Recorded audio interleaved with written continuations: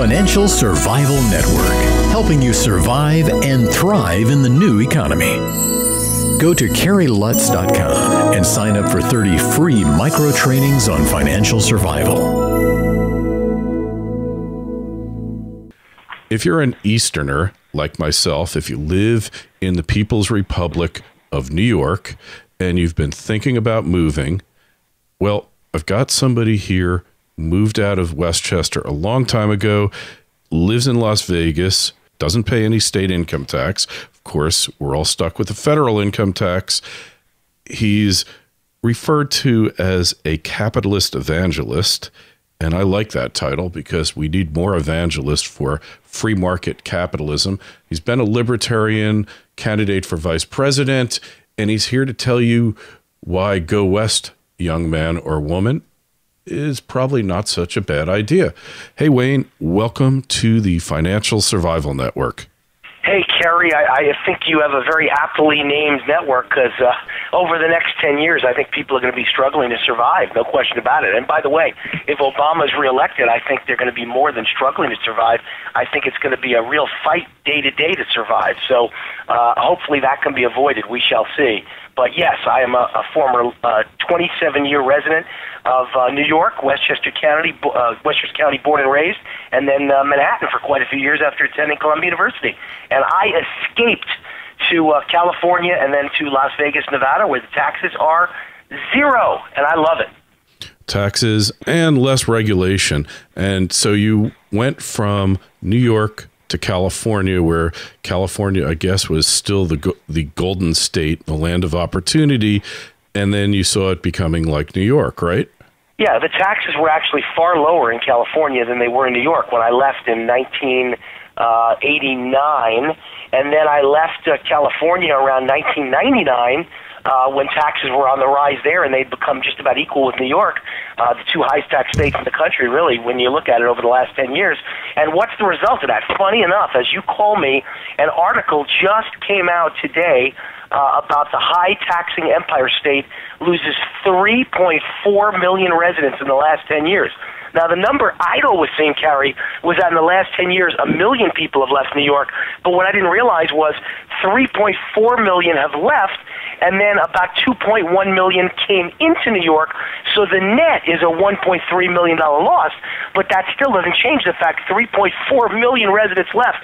How many people live in New York State? I mean, probably about 20 million, right? Yeah, close to 20 million. It's the... What is so that's staggering. That's 15% of your population left. And I guarantee you what they're not telling you in this article is almost every single person who left is high income or high assets or a retiree with high assets and something to protect, money to protect for their loved ones when they die someday. And almost every person that emigrated into New York is probably an illegal immigrant, or even if they're legal, they're poor and they're looking for welfare and handouts and free breakfast at school and free lunches at school and food stamps and unemployment and disability. And you wonder how New York will survive long term. I have no idea, but I can only tell you my little example.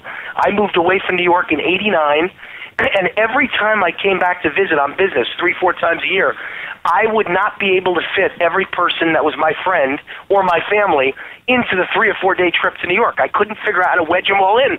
And the last few times I've come to New York, Kerry, I don't have anybody there anymore. If I had 30 friends and family living in New York in 1989, all 30 now live in Nevada or Texas or North Carolina or South Carolina or Georgia or Florida or Texas, which means 30 out of 30 have left New York. Oh, that's called voting with your feet. The population as of July 11th of New York State, 19.465 million people. I remember in elementary school when California and New York had roughly the same population, and then California just dashed ahead. And the only thing keeping New York State afloat is Wall Street, and New York City for that matter.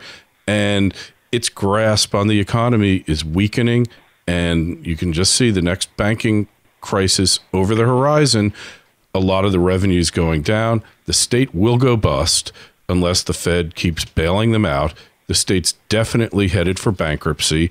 The cities, towns, every one of them, the counties, all being downgraded by the bond rating agencies. But I'm about to do a special report on Escape from New York, but you're already an escapee, and now you're in Vegas, which arguably... Wait, I got to break in. I got to say one thing. I just have to, because otherwise we'll go by this and we won't mention it.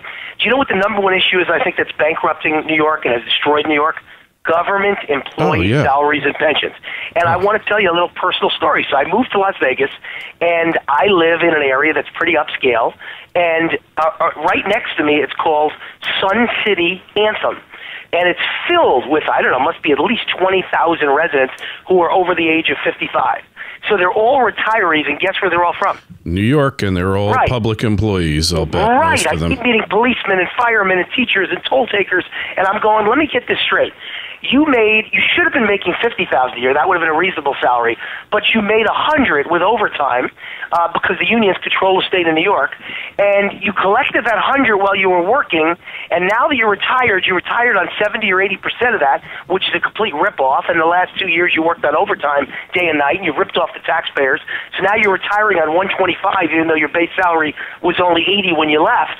And for the rest of your life, you'll make 125. And what's the first thing you do? You move out of New York with your, without any ties to work. You go straight to Nevada, where the income tax is 0. So you made sure that while you lived in New York, you made big money because the taxes were high to pay for your obscene salaries and your bloated pensions. And now that you have a chance, you're escaping from New York, even though it was those high taxes that gave you your obscene salaries. Isn't that interesting? Hey, I know. There's no question about it. They're bankrupting the state. But, so is the social welfare programs, all of it. It's all combined. And, you have to be crazy to open up a business in New York State. I mean, who needs the grief?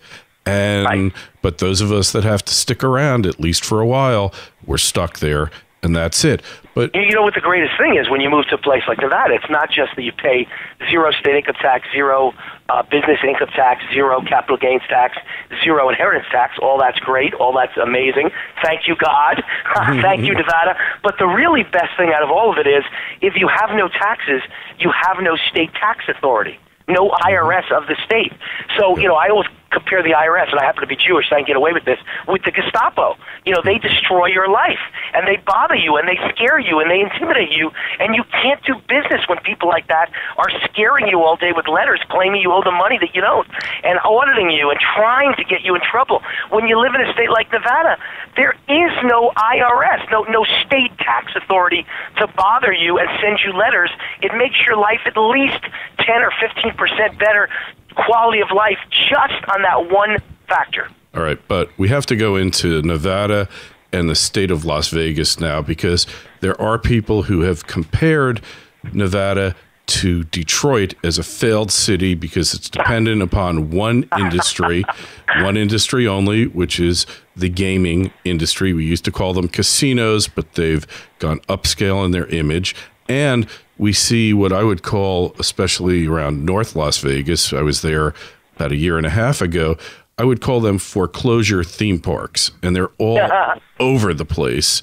And we don't have that in New York yet, so I'm not defending New York. Wait a little while. First of all, wait a little while, Kerry. That's the first thing I'd say is, New York and Washington, D.C. and Boston, all the lands of the effete liberal Obama supporters and all the snobs, they've all had, their judgment day postponed by the fact that Obama's propped up our economy with fake money and stimulus and bailouts, all flowing to Wall Street and banks in New York and Boston and Washington, D.C., and all the big companies are based there. But in Nevada, we have no government. There's very little government. We have the fewest government employees in the nation, and so we didn't get any bailout money. We didn't get any stimulus money. We get very little federal government money. So, without the bailout and the fake money, New York would have your houses being worth, 80% less than they were just 3 years ago, too.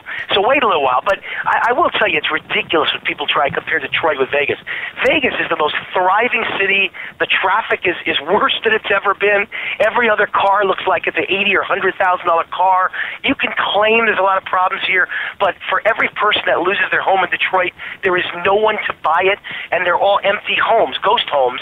In Las Vegas, every time a person loses their house, it is true many people have gone broke and lost their homes, but there's 30 people lined up from New York and California to buy the new home at half the price because they want to live in a place with no taxes. So there are no empty homes in Las Vegas. The place is filled. It just so happens prices are a lot lower than they were a few years ago. But you can never call a town a ghost town compared to Detroit when, you've still got such wealthy areas. I live in this beautiful place called Anthem Country Club. Sure. The average home is $1 million, and you're talking about a country club with 2,000 homes. So, you can't compare Detroit. This is the land where people retire with lots of money, and for each person that leaves, there's 5 more waiting to come in. Vegas is still one of the great places in the world to live. I hear you. I know that the comparison's a little strained, but we do have a lot of high-rises, skyscrapers that they just kind of ran out of money, and they stopped building them. There's definite problems in Vegas, but perhaps because of the low-tax, no-tax nature of Nevada, you will at some point see a recovery. But what's happening now in the country, and particularly in Vegas, there's no recovery going on, is there? No, there's no recovery, but I still want to point out the one good thing about Nevada, I guess, primarily because of the taxes, but also the sunshine and other great benefits here, is that we haven't lost any population at all, Kerry, none. In the last 3 years of this terrible, tragic economic depression that hit Vegas worse than maybe any other city in America, except maybe Detroit, we have not lost a soul in Las Vegas. Our population is exactly even because for every person we lose, another one comes in. Whereas New York and California and Michigan are just bleeding people who are, moving trucks, leading the nation and moving trucks moving out because people have the same, fears and bad economy and lowered incomes, but they've also got high taxes. So it's a vicious cycle. At least here, new people come in because they're willing to live in a place where the taxes are low and the sunshine's always out, and it's just a wonderful place to live with some of the best restaurants in the world. So we've got our problems. Yeah, well, but we've got our problems. No one doubts that. But the problem is not Vegas or Nevada-centered. It's just that tourism in a bad economy is not supposed to be your number one and only industry. And, of course, our entire town is built almost 100% around tourism and also the construction that goes along with tourism, new hotels, new condos, etc. So if you're in the middle of a Great Depression, you're going to have problems if a town is built around tourism. So prices went down, and we didn't have the government money to prop us back up. That's the whole story. Oh, yeah, totally agree with you there. Given my druthers, I'd rather spend winter in Vegas than winter in Westchester County. No question about it. But the overbuilding that went on and the belief that if you build it, they will come, regardless how unsound an economic proposition is, these casinos that were all built recently, not the ones like the Mirage and that group that were built before in the Bellagio, but the ones that came after, that's a real problem. And it's because of cheap money and free money just created out of thin air by the Federal Reserve, by the government, pursuing unrealistic goals. So, but let me explain, how it all ties into capitalism. That's the good thing. Nevada and Las Vegas in particular is about capitalism. Places like New York are about la-la land. I mean, it's all about government money. Here, when money's lost, someone like me, I owned a beautiful mansion in Las Vegas. It was worth $4 million. Now it's worth $1.5 million. So I lost $2.5 million in the last 3 years. But guess what? I'm not complaining, and I don't ask for a bailout. As a matter of fact, I sit back and laugh. I just wish I was a buyer right now. This is the greatest time to buy in the history of Las Vegas. You can have a $4 million mansion for somewhere between $1 million and $1.5 million. So, this is a great advertisement for capitalism because when the private sector loses money, we don't complain, and we don't ask for a government bailout. And when you're an individualist or an entrepreneur, you just take your lumps and you move on. And lots of other entrepreneurs who did better than me walk in and they buy their $4 million house for $1 million and they call it a great buy. So there's always a winner with a loser. You can't complain. So all these casinos that spent $4 billion to open a new casino, and the numbers aren't there anymore to justify it. They were when they put it on the piece of paper with a bank 8 years ago. By the time it opened, yeah, the place is bankrupt now because you can't possibly justify $4 billion on one casino. But again, capitalism. Who cares, Kerry, if someone else comes along and buys that casino for 10 cents on the dollar, so they get a $4 billion casino for $400 million, but it stays open seamlessly, and nobody who's in there playing, gambling or eating at a beautiful restaurant knows the difference. Somebody lost, somebody won. Capitalism works if you leave it alone.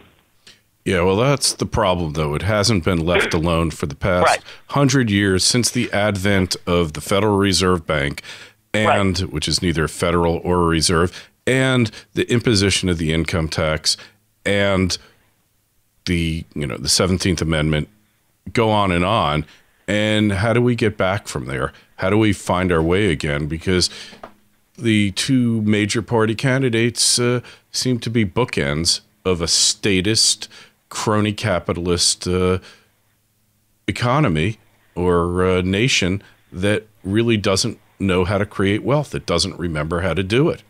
Yeah, I mean, let's look at Facebook. That's one of the great examples of recent memory, certainly of just the last couple of weeks. You could see in action what a joke capitalism has become, because it's about crony capitalism. I like to compare Facebook and Zuckerberg to Barack Obama. They're both built on hype with no performance, no results, no proof they can ever make any money. And look at the result of 3.5 years of Obama's president, and look at the results of Facebook. Wayne, if I might point up one difference, we know for certain that Mark Zuckerberg came from Westchester County, from Dobbs Ferry. From Dobbs Ferry, I know. The other guy, but I don't know. You could take your guess. It's just amazing. The comparisons, Kerry, not just that they're both built on hype, Obama and Zuckerberg, not just that they both have proved nothing in their lives, not that they both have made money disappear like a magic act. They're both like David Copperfield. You give Obama $1 trillion and it's gone. You give Zuckerberg billions and it's gone. But the best comparison is cronyism. And crony capitalism and favoritism. Obama gives all his money to green energy companies that happen to be headed by Democratic bundlers, even though they can never make any money. They give him lots of money, and he gives them billions of dollars, all wasted. And the same thing with Zuckerberg. It turns out, or let's say allegedly, it sounds like it turned out that the smartest and biggest investment bankers in America all were tipped off that Facebook was a bomb, but they didn't. None of them bothered to tip off the little guy who all got slaughtered trying to get in on the IPO. So it's just like Obama's way of doing business. Zuckerberg and him are like two sides of the same coin. Well, and hey, why don't we make Zuckerberg the next president? It'd be the same thing as making Obama the president. I hear what you're saying, but let's detach the stock offering from Zuckerberg, because from what I know about the guy and from what I've read about him, all this he could care less about. He's into his brand. He's into his company. And, it went public. He's a multi-billionaire. I bet he doesn't even move his house. I think he's more along the Steve Jobs type of entrepreneur. And if they want to give him billions for it, fine, let him. All that enables him to do is further refine the brand. And I wouldn't call them dead yet. I'm not buying it. Maybe at $5 a share, it's a great buy. Yeah, right. No, they're not dead. I mean, that's my theory of capitalism. At $38, they were a joke, and they should have been sold short. A scam. But at $5 or $7, they'll be a buy, and I'll buy them long. So there's a value for everything in life. Exactly. And the point is that I don't hold Zuckerberg responsible for this. I hold the Wall Street system, the crony capitalist system, where the insiders regularly fleece the little guys and the real long-term investors. But I'll tell you what, here, I don't think many long-term investors bought Facebook. No, I don't. And, it was just a scam set up to fleece wherever the money was coming from. But I will tell you there's only one area where I hold Zuckerberg really, where he really annoys me and I hold him responsible. And that is the same arrogance that in the year 2000, listen, I'm a butcher's son. I always call myself an SOB, son of a butcher. Yeah, I grew up in Westchester, but my dad was wore a white apron with bloodstains on. He was a real blue-collar guy, never went to college, and that's where I come from. And even though I went to Columbia University, I will always be the butcher's son. I think, I'm a capitalist. I love America, and I became a self-made millionaire as a butcher's son in this great country. But I learned from my dad that to be successful, there is a formula and there's a uniform. And he always taught me, wear a beautiful, expensive suit, put on a silk tie. You're not going to be like me. You're never going to be a butcher. You're not going to wear a white apron. You're going to wear a suit, and you're going to be a U.S. Senator someday. And then I had, in the year 2000, I had to see all these young punks who thought they could actually build billion-dollar companies while they wore, jeans and a T-shirt to work looking like slobs. And I was resentful and angry about it. And guess what? I turned out to be right, because almost every company they built turned out they knew nothing about making money or creating value, and they all went out of business. And now we're doing it all over again. We're giving a $100 billion valuation to a company run by a young punk in a hoodie. Guess what? As soon as I saw him go on the road show with the hoodie, I predicted Facebook would be the biggest bomb in history, and so far I've been right again. Here's what it comes down to, Kerry, is a certain uniform and mentality that equals success. I wear a $2,500 suit, and you know what? I am a successful businessman and CEO, and a guy who wears a hoodie belongs in the hood. You don't give him $1 billion. You don't wear hoodies and run corporations. That's my root rant for the day, okay? Well, hey, I'll agree with you that you need to dress for success, and it's part of your personal brand. But there are other ways of going about it, and it's hey, I prefer to wear the suit than the hoodie myself. But when you get to a certain point, you could relax a little bit too. Well, now, that's when when you get to be 65 and you ran your company for 40 years, you can come in on Fridays with golf clothes, but Monday through Thursday you should still dress like a gentleman. But when you're 25 years old and you're taking a company public and you're trying to prove you're credible and make $1 billion, I think you ought to wear a nice suit and a nice tie and try and look like a respectable human being and not walk around with a hoodie. But that's another argument for another time. Yeah, but hey, I see your point here, and that persona of being cool, I guess is really what you're talking about. But the coolest thing is when you build a business from scratch, you provide jobs, you create wealth, and provide a better standard of living for your family and for you. That, to me, is what it's all about.